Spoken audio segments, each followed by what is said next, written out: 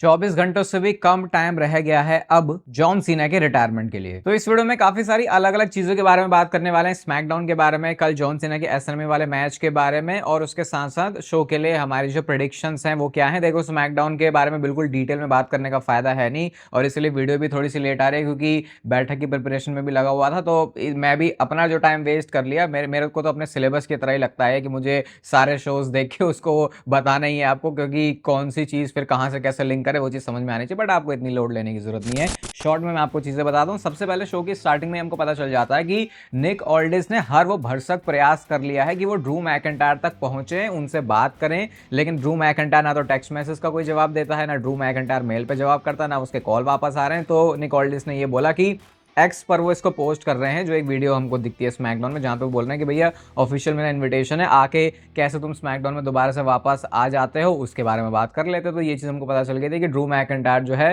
थोड़ी रूठी हुई गर्लफ्रेंड की तरह बिहेव करने लगा है। इसके बाद निक ऑल्डिस ने कोडी रोड्स को जाके ये भी बताया कि ये है लीगल लेटर जो कि ड्रू मैकइंटायर के लॉयर्स की तरफ से आया है, और अनसेफ वर्किंग एनवायरनमेंट बना दिया है कोडी रोड्स ने। इस चीज के लिए मुद्दा उठाया है ड्रू मैकइंटायर ने। और भाई, इस पे क्या जवाब मिला कोडी रोड्स की तरफ से? पहले तो निक ऑल्डिस ने बताया कि वो ड्रू मैकइंटायर के घर पे जाके सब कुछ सेटल कर लेंगे, और वो जो कागज था उसको ऐसे निचोड़ के मरोड़ के ऐसे फेंक दिया कोडी रोड्स ने, कि जैसे कि ही don't give a dam, he doesn't give a dam, कि क्या ड्रू मैकइंटायर बोलना चाहता है या क्या ड्रू मैकइंटायर सोचता है। क्योंकि अगर आप देखोगे तो ड्रू मैकइंटायर ने भी बस में जाके मारा था कोडी को, तो ये तो किसी भी तरीके से सेंस नहीं बनता। बट स्टोरी बहुत ज्यादा फनी लग रही थी क्योंकि ये ड्रू मैकइंटायर की तरफ से आ रही थी। इसके बाद क्या होता है, कोडी रोड्स की होती है एंट्री, और वो इसी बारे में बात कर रहे होते हैं कि भाई ये ड्रू मैकइंटायर क्या बोल रहा है कि ये अनसेफ एनवायरमेंट है। कोडी ने तो ये भी बोल दिया कि अगर मैं तेरा बॉस होता ना भाई तो मैं तुझे फायर ही कर देता, लेकिन चल मैं एक रेसलर एथलीट हूं तो मैं तेरा पिछवाड़ा जरूर तोड़ सकता हूं। और इतने में ही एंट्री होती है ओबा फेमी की, और ओबा फेमी को जिस तरीके से मेन रोस्टर में डब्ल्यूडब्ल्यू को दिखाना चाहिए था, मुझे लगता है डब्ल्यूडब्ल्यू ने आज एग्जैक्टली उस काम को बहुत अच्छी तरीके से नेल किया। ओबा फेमी निकल के आते हैं और क्राउड भी उनके जो म्यूजिक है, उनकी जो बातों के बीच में वू करके जो थोड़ा ब्रॉन ब्रेकर की तरह है वैसा वाला किया। तो इससे पता चल रहा है कि सारे लोग ऑलरेडी फेमिलियर हैं कि एनएक्सटी में ओबा फेमी क्या कर चुका है। सीधा कोडी रोड्स के बारे में, क्योंकि कोडी रोड्स ड्रू मैकइंटायर के बारे में वरी थे ना, तो वो कहते हैं भाई आज तो ड्रू मैकइंटायर है भी नहीं, एनएक्सटी चैंपियन शो पर है, तुझे उसके बारे में वरी होना चाहिए। फ्यूचर इज हेयर, ये मेरा टाइम है, नाउ इज मी करके वो बोलते हैं। और फिर उन्होंने जॉन सीना के कोट का भी यूज किया कि योर टाइम इज अप और माय टाइम इज नाउ। तो इसी बात पे कोडी रोड्स ने भी जवाब दिया कि अच्छा है, जॉन सीना का कोट है ना, वही जॉन सीना जिसको इस अनडिस्प्यूटेड चैंपियनशिप के लिए मैंने हराया हुआ है। और उसके बाद कोडी रोड्स कहते हैं भाई चल मेरे सामने तो क्या ही ठीक है, वो जाने लगते हैं। लेकिन ओबा फेमी ने उनको रोका, और जब आमने सामने भी खड़े हुए ओबा फेमी कोडी रोड्स के, तो वो देख के लग रहा था भाई कि ये क्या ही मॉन्स्टर टाइप की बिल्ड है ओबा फेमी की, जो कि उनको उनके करियर में बहुत ज़्यादा मदद भी करने वाली है। तो उन्होंने अपनी जो है थोड़ी ईगो वाली दिखाई, मेल ईगो या रेसलर वाली ईगो, और अपनी वो जो एनएक्सटी चैंपियनशिप है उसको वो रेस करते थे। सेगमेंट डब्ल्यूडब्ल्यू ने डाला था क्योंकि कल एसएनएम में ओबा फेमी वर्सेस कोडी रोड्स का भी मैच होने वाला है। इसकी प्रेडिक्शन के ऊपर भी आएंगे, बट नेक्स्ट चीज होती है शो पर टोमासो ciampa और इलिया ड्रैगनोव का मैच, जो कि फाइनली हो चुका है यूएस चैंपियनशिप के लिए। और इस मैच में जो खून खराबा हुआ इलिया ड्रैगनोव के साथ, वो बताता भाई ये बंदा कैसे मैचेस रेसल करता है। बाकी फिर मैच में जॉनी गार्गानो और उनकी वाइफ कैंडिस लेरे आ जाती है, उसकी वजह से चुल हुई, लेकिन उस चुल का भी फायदा वो उठा नहीं पाए क्योंकि स्टिल इस मैच में जो अपनी चैंपियनशिप है उसको इलिया ड्रैगनोव ने रिटेन कर लिया। इसके बाद शो पर वाइड 6 का एक प्रोमो सेगमेंट आता है, और ये प्रोमो सेगमेंट थोड़ा मुझे अलग लगा क्योंकि आज यहाँ पे अंकल हाउडी ने आराम से बैठ के चीजें बोली है, बहुत ज्यादा चीजें रश में नहीं थी, बहुत ज्यादा ब्रे वाइट के जैसे वो प्रोमोस कट करते थे वैसी ही झलकियां इसमें देखने को मिली। ऑब्वियसली ब्रे वाइट का लेवल तो नेक्स्ट वाला था। अंकल हाउडी मैं बोलूंगा कि कोशिश तो कर रहे हैं लेकिन फिर भी उसके आसपास नहीं, और यहाँ पे यही बोल रहे होते हैं कि तू अपनी फैमिली मेरी फैमिली कहाँ कंपेयर कर रहा है, हमारे पास टाइटल है और हम ये शो चलाते हैं, एमएफटी ऐसा कुछ भी नहीं कर रही। फिर सोलो सिकोवा का भी म्यूजिक हिट होता है, लेकिन वो सिर्फ टाइटन ट्रॉन से आते हैं और कहते हैं भैया तुम्हारे टर्म्स पे थोड़ी आऊंगा मैं, तो जब मेरा मूड करेगा मैं तब आऊंगा। और उसके बाद फिर उन्होंने एंड में ब्रे वाइट जिसे बोलते थे ना रन, वैसे करके भी बोला। तो काफी पर्सनल इसको बनाने की कोशिश कर रहे हैं। फिर भी अभी डब्ल्यूडब्ल्यू को इस फ्यूड को और ज्यादा ऐसे बोल सकते हो कि शो का हाईलाइट बनाने के लिए, हेडलाइन बनाने के लिए बहुत कुछ करने की जरूरत है, क्योंकि ये बहुत बेसिक सा काम मुझे लग रहा है। और वैसे भी जो इन्होंने सर्वाइवर सीरीज से पहले मैच किया था उसने तो जहां पे तगड़ा डिलीवर करना चाहिए था वहां नहीं किया। तो पता नहीं अब लोगों का इसमें इंटरेस्ट है भी या नहीं, मेरा तो देखो है नहीं। और वैसे भी स्मैकडाउन में बहुत सारी ऐसी चीज होती है जिसमें इंटरेस्ट डेवलप कर पाना ही मुश्किल है। इसके बाद शो पर एक मैच था लैश लेजेंड वर्सेस एलेक्सा ब्लिस के बीच में। लैश लेजेंड को तगड़ा वाला पुश मिल रहा है, और जिस तरीके से मैच में वो परफॉर्म भी करते हैं भाई, वो बहुत भारी भरकम उनका स्टाइल है, नाया जैक से भी ज्यादा उनका भारी भरकम स्टाइल स्टाइल है। ऑब्वियसली ये मैच जो उनको जीतना ही था, और जिस तरीके से वो घुमा फिरा भी रही थी एलेक्सा ब्लिस को, देख के लग रहा था कि ये कहाँ एक छोटी 5th क्लास की बच्ची और किसी 12th क्लास में पढ़ने वाली लड़की का तुमने मैच करवा दिया होगा। स्मैकडाउन से फिर ऑफिशियल कंफर्मेशन भी आ गई है भैया कि स्मैकडाउन जो है 3 घंटे का शो बनने वाला है 2 जनवरी से। तो ये 2 घंटे का ट्रॉमा ही बर्दाश्त नहीं हो रहा। पता नहीं अभी इसको 3 घंटे लेके जाके क्या करेंगे। कुछ अगर लेजिट प्लान है तो ठीक है, वरना स्मैकडाउन की नैया और बुरी डूबने वाली है अगले साल से। देख लेना, मैंने अभी इस वीडियो में बोल दिया, अगर इन्होंने स्मैकडाउन में इंप्रूव करने की कोशिश नहीं करी तो। इसके बाद शो पर मैच आता है मिज वर्सेस जवान के बीच में, और भाई क्या विक्ट्री इस मैच में जवान को मिली है, क्योंकि अभी वो आए हैं, जवान आदमी है जवान, तो वो जैसे ही आए तो WWE जो उनका NXT में इंप्रेशन था वो ही तरीके से मैं बोलूँगा उनका वो मेन रोस्टर में भी दिखा रहे हैं, जो कि अच्छी बात है, क्योंकि हाई फ्लाइंग एक्शन हर एक सुपरस्टार करता है, लेकिन जितना एफर्टलेसली जवान ने किया है, मैं तो आई थिंक अभी भी बोल सकता हूँ, अभी से ही जितना भी देख लिया है, शायद ये हाई फ्लायर जो है कोफी किंगस्टन से बहुत ज़्यादा बेटर बनने वाला है। उनको उनकी उन स्किल्स के लिए अप्रिशिएट किया था, मैं बोलूँगा भाई इनके पास तो पता नहीं और भी क्या सारी चीज़ें। तो WWE को सिर्फ ज़रूरत है इनको अच्छी तरीके से बुक करने की, जो कि काफ़ी हद तक WWE ने आज किया, क्योंकि मिज़ के सामने अगर आप जीतते हो तो बड़ी बात है। अब कोई इस बात का रोना मत रोना कि मिज़ क्यों मैच हार गया, क्योंकि ऐसे रोने फिर बहुत सारे सुपरस्टार्स के लिए, हम सारे लोग रो रहे हैं, तो उसमें मिज़ के लिए भी कोई बहुत अलग से बात है नहीं स्पेशल। इसके बाद हमको एक सेगमेंट भी दिखता है जहाँ पे जेड कारगिल ने मिचिन को धो दिया है। जेड की समय बुकिंग सिर्फ ऐसी है कि इसको बहुत ही ऐसे तगड़े फैशन में बुक करना, और वो चीज़ WWE पूरी करने की कोशिश कर भी रही है, उसमें सक्सेसफुल भी है, लेकिन अब आपको आगे जाके थोड़ा और करना पड़ेगा, वरना फिर चीज़ें फ्लैट लगने लगती हैं। और फिर वो जैसा स्मैकडाउन वाला शो है तो कुछ अलग अच्छी भी चीज़ होती है उसमें, तो भी वो निकालनी मुश्किल हो जाती है, क्योंकि जो दिमाग है पूरा वो उस हिसाब से हमारा प्रोग्राम हो चुका है कि हाँ यहाँ पे तो चीज़ें ऐसी होंगी, और फिर WWE वैसा कर भी देती है। शो के मेन इवेंट में देख लें, उन्होंने एक टैग टीम मैच डाल दिया था, intergender match, mix tag team match, intergender match नहीं, Damian Priest and Rhea Ripley versus Aleister Black and Zelina Vega. Zelina Vega को अपनी इन रिंग स्किल्स के ऊपर बहुत ज़्यादा काम करने की ज़रूरत है, अपने पतिदेव से उनको बहुत ज़्यादा सीखने की ज़रूरत है। फिनिशिंग मूवमेंट में ऐसे होता है कि डबल रेजर साइज जिन्होंने लगाया दोनों सुपरस्टार्स ने, और ये मैच जीत गए। मेरे से एक्सपेक्ट मत करना कि स्मैकडाउन के शो को मैं कुछ रेट करूंगा, ये तो मैंने सिर्फ अपनी ड्यूटी सी पूरी कर दी आपको स्मैकडाउन के बारे में बता के, क्योंकि यहाँ पे कुछ बहुत ज़्यादा ऐसा है नहीं जिसके बारे में हम ज़्यादा बात कर सकें। अब बात करते हैं लेकिन कल होने वाले जॉन सीना के फाइनल मैच के बारे में, जो कि होगा सैटरडे नाइट्स मेन इवेंट में। देखो सारे मैचेस में प्रेडिक्शन नहीं कर रहा, टैग टीम मैच वाला सोल रोगा वर्सेस बेली वाला, आई थिंक उसमें इतना ज़्यादा चीज़ें में फ़र्क भी नहीं पड़ता।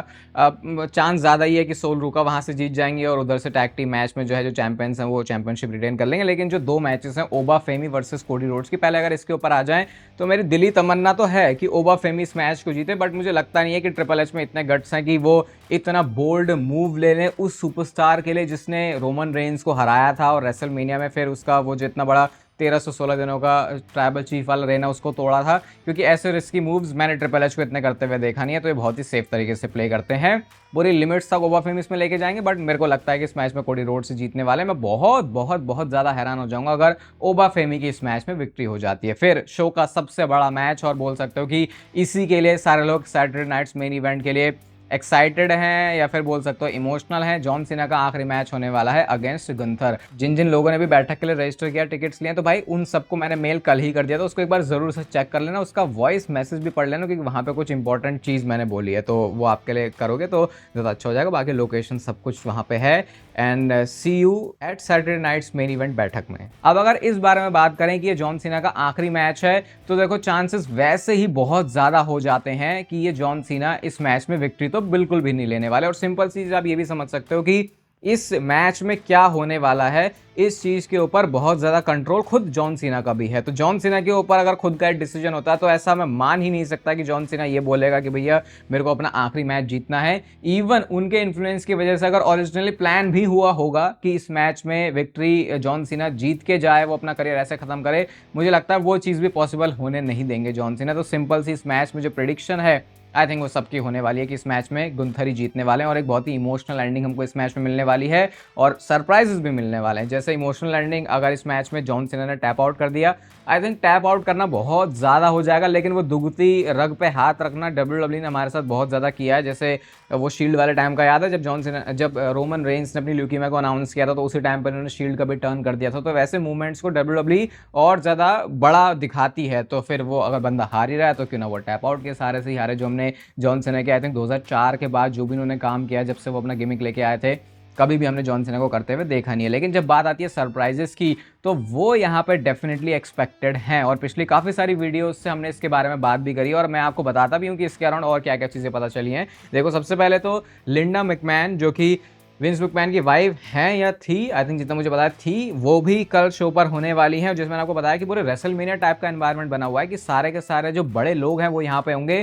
कुछ ए लिस्ट सेलिब्रिटीज भी आपको यहाँ पे देखने को मिलेंगे, एथलीट्स और इन्फ्लुएंसर्स, जो बड़े बड़े नेम्स होते हैं, क्योंकि ये अपने आप में एक बहुत बड़ा मूवमेंट है कि ये आखिरी मैच होगा जॉन सीना का। बट क्या ये सही में जॉन सीना का आखिरी मैच होगा? तो देखो, ये बात जॉन सीना ने खुद बोली है पैट मैकेफे के शो पे आके कि आप कल के मैच को ऐसे ही देखना कि ये क्लोजर होने वाला है। कुछ अपनी एक्सपेक्टेशन मत रखना कि यहाँ से मैच होगा, फिर कुछ ट्विस्ट होगा, फिर उसके बाद मेरा रेसलमेनिया में मैच होगा। जॉन सीना ने क्लियर बोला है कि मैं अपने शब्दों का मैं अपने मैन ऑफ माय वर्ड्स, उन्होंने बोला कि मैं जो बात बोलता हूँ, मैं अपनी बातों पे खरा उतरता हूँ, तो मैं कुछ भी ऐसी बात नहीं बोल रहा, मैं सही में रिटायर होने वाला हूँ। ये बात जॉन सीना ने बोली है। तो मैं तो बोलूंगा कि चलो इसी तरीके से फिर हमको जॉन सीना के मैच को देखना चाहिए, वरना डिसअपॉइंटमेंट होगी। और वैसे भी आधा दिल तो हम लोगों का मान ही चुका है कि ये जॉन सीना का आखिरी मैच है और जॉन सीना के इस आखिरी मैच के लिए एक हिस्ट्री भी बनने वाली है, क्योंकि WWE के अरीना साइज वाले शो का ये लार्जेस्ट गेट बनने वाला है $4 मिलियन के साथ। मतलब इतना रेवेन्यू WWE जनरेट करने वाली है जॉन सीना के इस SNME वाले शो से, जिसकी कैपेसिटी 19,000 तक WWE लेके चली गई है। 19-20 हज़ार तक मे भी हो सकता है WWE